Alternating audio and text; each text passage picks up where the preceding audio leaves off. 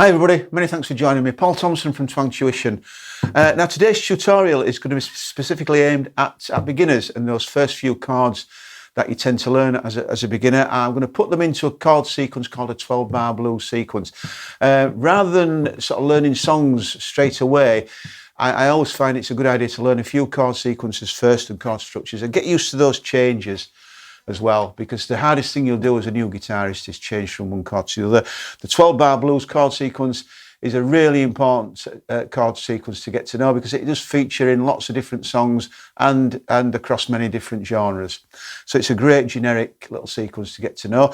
I do cover this in huge detail in my Beginners Online Guitar course. So if you like this, you're getting okay with it, then why not check that out, because it does cover all the great techniques that you need to move forward in your musical journey. 26 lessons. It's visit the website on here and you see exactly what you'll be learning. We cover a lot of songs as well. You'll be surprised how quickly you'll be learning songs. But like I said, I do cover this 12-bar blues sequence and I do put a lot of importance on it, and it does help you to get those chord changes moving as well. So check that out. Here we go. Like I said, it's just going to use 3 chords or 4 chords if you count the A7 chord shape, which I'm going to throw in there, D chord and an E chord there. So here we go. I'm going to walk you through it nice and steadily. Okay, here we go then. So the first thing to say then about a 12-bar blues chord progression is that it's so called because it does cover 12 bars. Bars being the boxes that contain a certain number of beats. In this case, we're counting 4 beats per bar, and it's probably important as you're learning, working your way through this, to count each bar as you go so that you get the sequence accurate.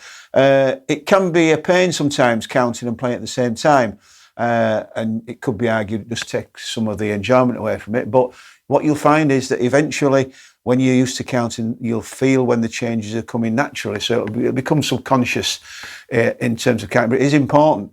Structure of songs and how songs are put together, they're all put together in bars.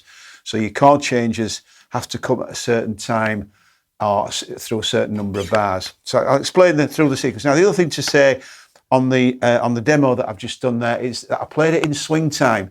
Swing time is an uneven kind of strumming pattern. I'll explain in a little while. I'm going to demonstrate the first time through the sequence in normal time.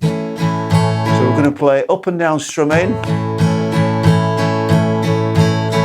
Okay, the down strums come on the beat, 1, 2, 3, 4. The up strums come on the off beat, 1 and 2 and 3 and 4 and. Okay, like I said, I do cover this in great detail in my online beginners course. But if you understand that, the downstrokes are on the count, the upstrokes are in between the count. So we're starting off with 3 bars on A major.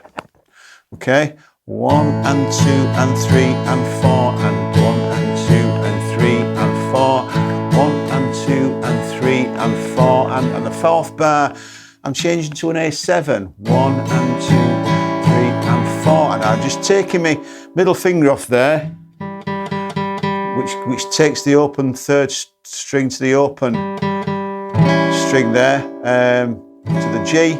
You might just, if you kind of block that off, sometimes it's easy to block that off with your 1st or 3rd finger, so you can play it with your 2nd and 3rd fingers. Okay, I'm just taking middle finger off there, 1 bar on the A7, moving through to D. Now, what we've got to try and do with the changes is find the shortest route to get to that chord shape, to get to the D chord. And what I'm doing, I'm sliding my 3rd finger up to the 3rd fret, I'm dropping my 1st and 2nd fingers down into the D position there. 2, 3, 4, 1, 2, 3, 4. 2 bars on D. Then I'm returning back to A for 1 bar. 2, 3, 4. 1 bar on A7. 3, 4. And then to E major there. We're moving all fingers, there's no real easy movement from that one. So E major, 1, 2, 3, 4, to D.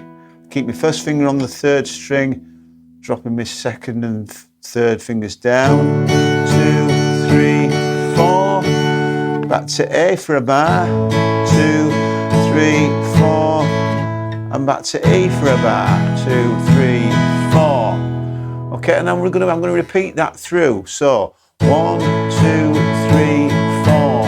1, 2, 3, 4. 1, 2, 3, 4. A7, 2, 3, 4 to D. 3, 4.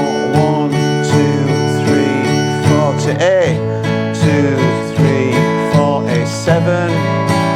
3, 4, E, 2, 3, 4, D, 2, 3, 4, A, 2, 4, E, 2, 3, 4, and finishing where I started on my A.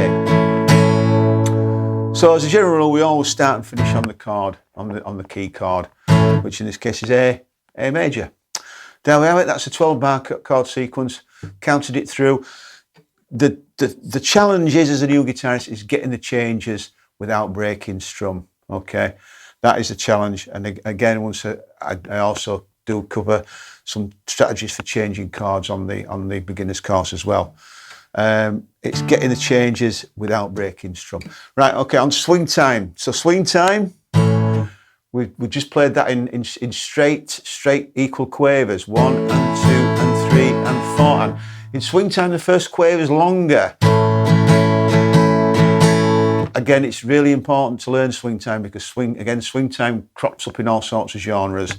Not just blues, it crops up in rock, even pop punk, metal. You know, it's lots of different genres have swing time, and the quavers are uneven. We've got a longer down strum, okay, to give it that swing kind of feel.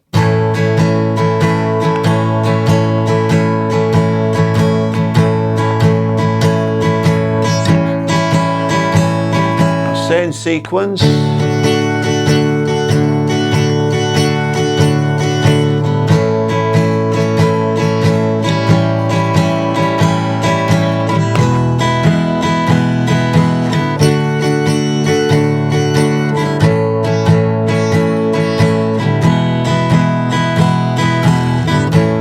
Okay, so practice it in both of those timings. So standard time, equal strums. Swing time, longer first strum, which is a longer down strum. Okay, try not to get it on the opposite tack. That's a common mistake. It feels awkward and sounds awkward. So the long strum is the down strum. Okay, there we have it. See how you get on. Well, many thanks once again for joining me on that. Like I said, if you did enjoy that little tutorial, then check out the full beginners course because it is worthwhile, and you become part of our guitar playing community as well. It's a great growing community that helps you through your learning process. Lots of people on there sharing their experiences. You can also let me know if you have any problems with your playing, and I can help you out. Song requests, I do lots of different song requests. So a lot of free stuff on there as well.